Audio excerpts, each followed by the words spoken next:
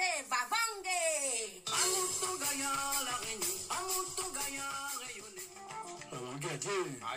Adieu, toute bonne. Côté Radio Arc-en-Ciel, content à trouver autres. Zodine donne le vabangué, nous sommes encore ici de notre histoire, Alex. Ouais. Belles histoires, malisées, bonne marmaille déracinée qu'elle a vu côté la Creuse et d'autres, dans d'autres régions aussi, hein, avec Marie-Germaine Périgone et Jean-Philippe aussi. Voilà. Années 60, l'île de la Réunion est déjà un département français, mais un département où la pauvreté, les problèmes sanitaires et la démographie galopante créent de vives tensions et inquiètent le pouvoir politique. Au même moment, à 10 000 km de là, la désertification menace certains départements ruraux de métropole comme la Creuse. En 1963, Michel Debré est élu député de la Réunion.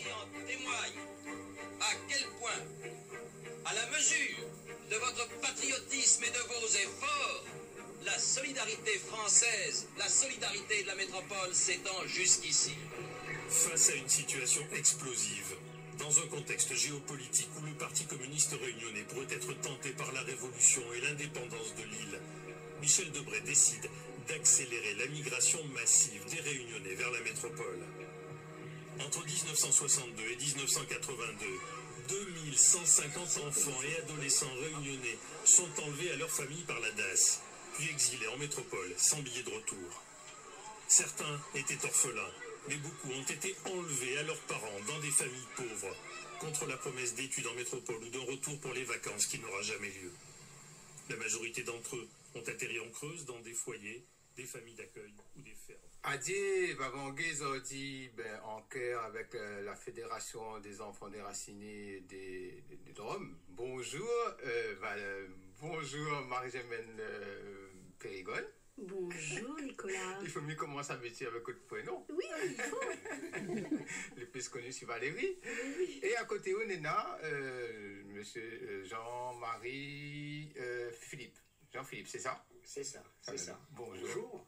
Content on reçoit Azot pour cause d'ici un gaillard sujet que semaine prochaine va présenter à l'Assemblée nationale, une loi. Mais avant d'arriver ça, nous voulons que représentons un petit peu la Fédération des enfants déracinés des Drômes.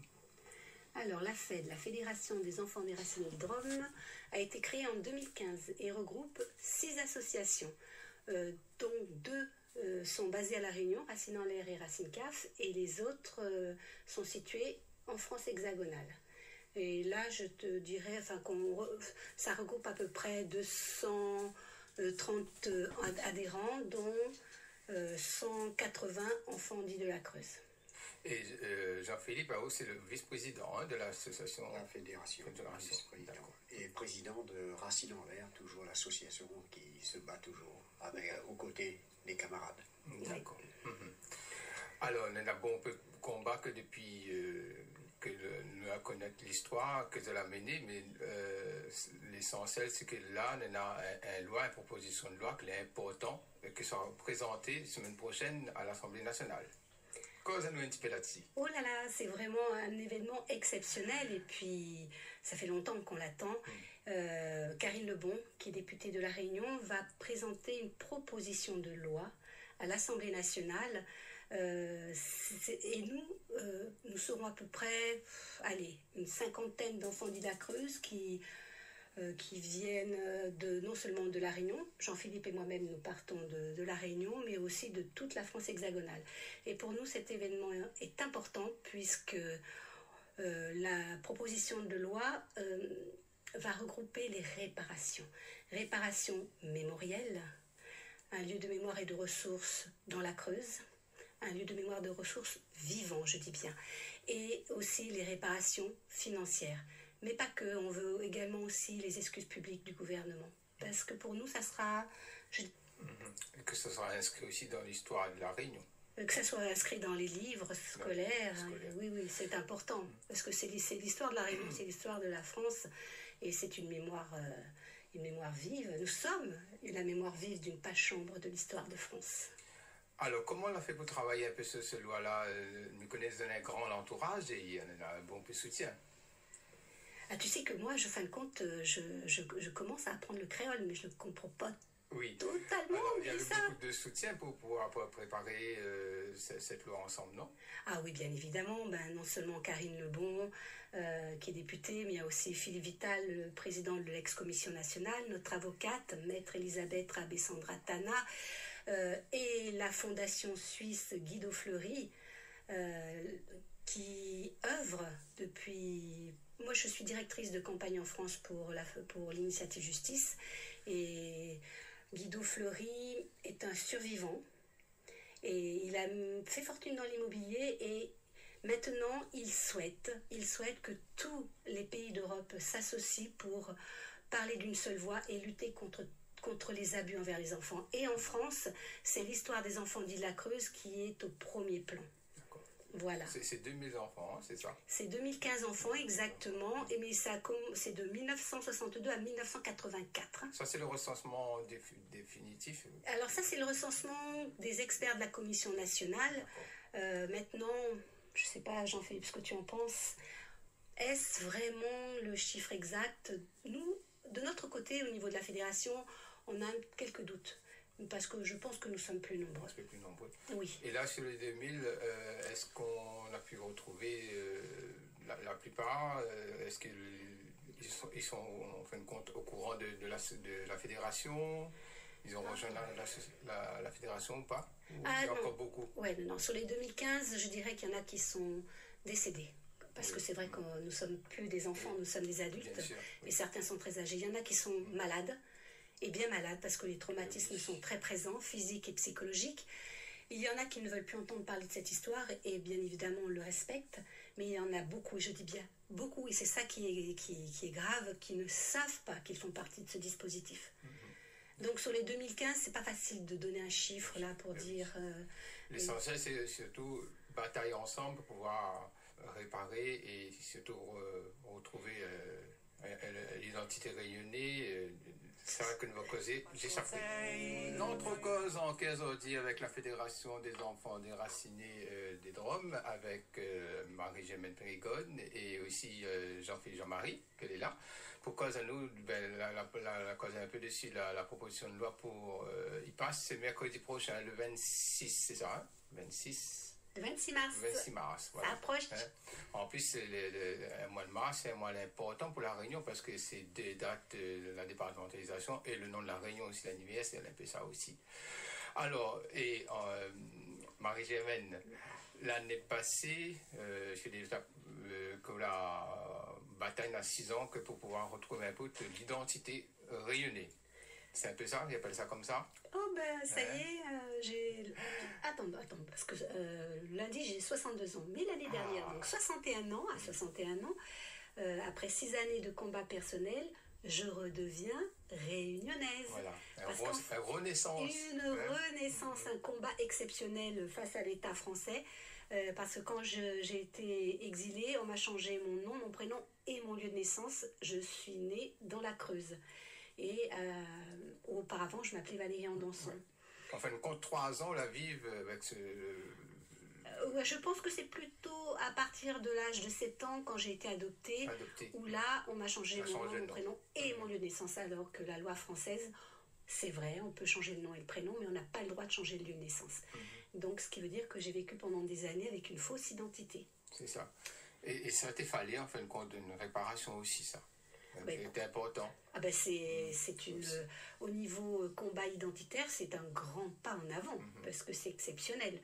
Et j'espère que d'autres enfants d'Île-la-Creuse vont suivre mon exemple, parce qu'il faut savoir que beaucoup sont nés à Sainte-Marie, à La Réunion, alors qu'ils sont nés à Saint-Denis, ou Saint-Pierre, ou Saint-Paul, ou ailleurs. Donc on était considérés nés sous X, et on avait un acte de naissance provisoire. Ah, ben oui. Voilà. Mais le problème, on a eu le cas récemment d'une enfant d'Île-la-Creuse qui a voulu changer son passeport, mais elle avait un acte de naissance né à Sainte-Marie, et puis sa carte d'identité est née à Saint-Denis. Donc c'est compliqué, tu comprends? Donc il faut absolument que ce problème identitaire soit résolu sans difficulté, sans passer des années à mener un combat comme moi j'ai pu le faire. Et il y a d'autres combats aussi que pour cette année, tu va continuer à travailler dessus. Oui, ben, tout à fait. Le travail qu'on mène jusqu'à maintenant avec la fédération va porter ses fruits. Je dirais un mot, moi, pour ce qui s'est passé, parce que bon, nous sommes une île multiculturelle et puis de religion. Nous donnons l'exemple à d'autres, même le gouvernement. Je pense qu'il devrait prendre exemple sur nous, enfants de la Creuse, entre guillemets, parce que nous sommes le seul, on va dire, qui réunit toutes les partis politiques concernées par rapport à ce que nous avons vécu comme atrocité. Donc, on dit toujours, c'est dans la douleur que les gens se rassemblent pour venir porter main forte à d'autres personnes. Je pense que la France devrait faire quand même, le gouvernement, entre autres, devrait faire quelque chose pour nous, porter main forte à nous, enfants qui étaient complètement, on va dire, dépossédés de tout, de ses racines, sa culture, ses parents, et avec nous, quel que ce soit ici à La Réunion, des atrocités, des viols, en métropole aussi, il y en a qui disent je vais adopter une petite fille et tout, c'est pas mon enfant, ben je vais la violer. Homme ou garçon, c'est quand même, j'arrive pas à comprendre encore comment maintenant, encore à notre âge, on devrait se battre encore, crier pour avoir ce qui nous est dû. C'est incroyable. Ouais. Mais c'est vrai que aussi nous, on aime bien faire passer les messages au travers du culturel. Oui. Et il y a bon peu, nous y accompagnent les autres. Ah, beaucoup. Et ça, je suis vraiment, mais nous sommes tous très touchés par tous ces artistes réunionnais qui nous soutiennent. Parce qu'on a fait plusieurs commémorations et on a eu beaucoup de groupes qui se sont déplacés pour nous. Oussano Sava, des Vicicars, et il y en a tellement. Il y en a tellement, mais c'est merveilleux. Et c'est vrai que passer par le culturel pour faire passer ce message, eh bien c'est une façon plus, je dirais, plus sereine de mon écrit aussi sur l'histoire aussi. Parce que, oui, beaucoup. Il y a beaucoup de bouquins de toute façon là, il y a beaucoup de livres, il y a eu des bandes dessinées, des documentaires, plein. Voilà, donc je crois que maintenant. On n'apprend pas d'histoire. Oui, il faut que cette histoire sorte de sous le tapis, ça c'est indispensable. Alexin? En plus, c'est un personnage qui a réalisé justement le statut à l'aéroport, Nelson Boyer. Oui, Nelson. Ouais. Non seulement il a fait la première stèle est à l'aéroport, mais il y a aussi une œuvre d'art à Saint-Paul, pas très loin du débarcadère, quand on a fait notre commémoration en 2023. Voilà, donc Nelson, c'est notre artiste. C'est notre artiste et c'est vrai qu'il nous suit depuis des années. Il nous soutient depuis longtemps. Hein. Et puis Saint-Paul aussi, c'est le berceau du peuplement de la Réunion. Avec nous, en 1963, le dépeuplement de la Réunion. Alors tout se lie, quoi. Hein. D'un côté, on peuple et de l'autre côté, on dépeuple. On dirait que, voilà, on a planté un arbre, il y a eu des fruits, maintenant on récolte, on va les replanter ailleurs. Mais on entend un petit son derrière, un son, c'est l'écoute après nous reconnaître.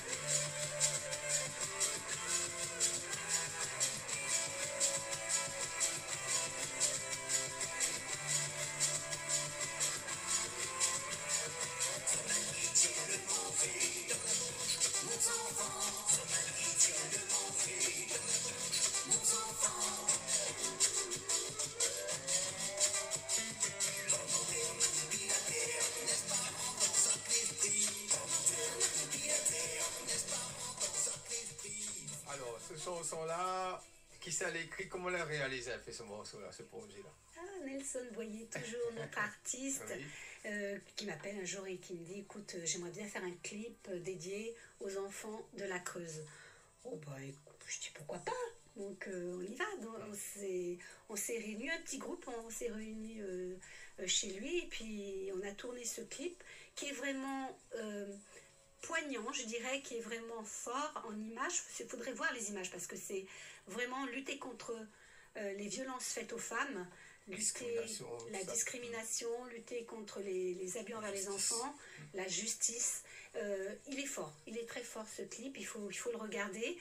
Et bon, je joue un petit rôle dedans. Ah, bien. C'est bien, on me voit sous la table parce que ça a été pour moi quelque chose dans mon parcours Bien sûr. de très marquant. Et il y a aussi mon petit-fils qui joue dedans, le petit garçon, Laoni, c'est mon petit-fils. D'accord. Et voilà, et puis il y a d'autres personnes dont j'ai fait connaissance et on a joué le jeu, tout simplement. Et la musique d'hier, c'est qui? C'est Nelson Boyer Il y avait qui tout, joue. alors. C'est La Nelson. D'accord. Il y a aussi sa fille Déborah. Et puis il faut savoir que le 26 mars, nous allons présenter ce clip à l'Assemblée nationale et que la fille de Nelson, Déborah, sera là pour expliquer un petit peu pourquoi on a voulu faire ça. Mois de mai, c'est une date importante aussi. Alors au mois de mai, c'est une date importante parce que là, le 26 mars, il y a le dépôt de cette proposition de loi. Mais il va y avoir un cheminement encore important. C'est qu'au mois de mai, je ne sais plus, je crois que c'est le 6 ou 7 mai, je ne me souviens plus trop de la date. Au mois de mai, il faut que cette proposition de loi soit intégrée dans le calendrier de l'Assemblée nationale. Voilà. Et après, quand ça sera fait, il faut, parce que là, on a besoin de ça. C'est la date la plus importante. Et après, si tout va bien, au mois de septembre, nous irons au Sénat. D'accord. Voilà. Donc, pourquoi, on peut se demander, mais pourquoi on demande une réparation financière? Parce que tout simplement, il y a énormément d'enfants dits de la Creuse qui sont dans des situations de précarité.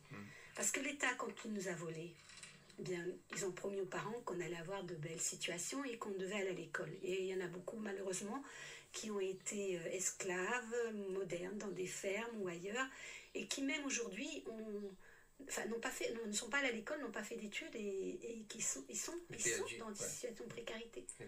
Alors, je dis souvent, il y a notre ami Jean-Charles Sardin, le compatriote Jean-Charles Sardin, a dit dernièrement, je veux mourir dignement. Et c'est ce qu'on demande à l'État. Rendez-nous notre dignité. Important.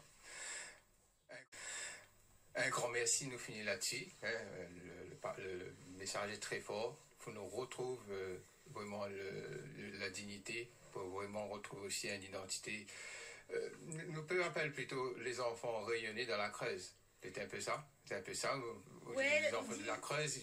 On dit les enfants dits de la Creuse parce que il n'y a pas que la Creuse. C'est toutes les. Voilà, il y a 84 départements en tout, mais bon, la Creuse a été l'un des premiers départements où il y a le plus d'enfants. Voilà, c'est connu, cette histoire est connue sous ce nom, mais que voulez-vous, on ne le changera pas. Mais non. Un contact pour joindre la fédération? Alors, la Fédération des enfants déracinés des Drômes, alors par email surtout, fed.dresdrom@yahoo.fr.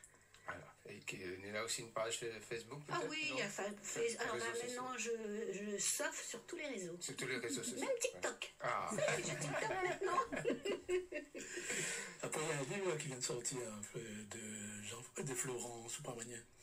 Oui, L'inconnu qui brise. Voilà. Oui, il y a un livre qui est sorti. L'inconnu qui brise. Et bientôt, il y aura le mien parce que je suis en train d'écrire ma biographie. Ah, voilà. La radio sera toujours ouverte. Toutes les radios partenaires seront toujours ouvertes pour accueillir toujours et pour pouvoir faire passer et surtout nous croire fort pour que vraiment la loi soit vraiment votée. approuvée. Oui, Voilà. approuvée. Merci pour votre soutien. On a besoin de vous. Voilà, et toutes les radios ensemble. Ouais. Merci. Allez, nous retrouve, nous croire fort. Nous retrouvons, c'est ça? Ça même. Ça même.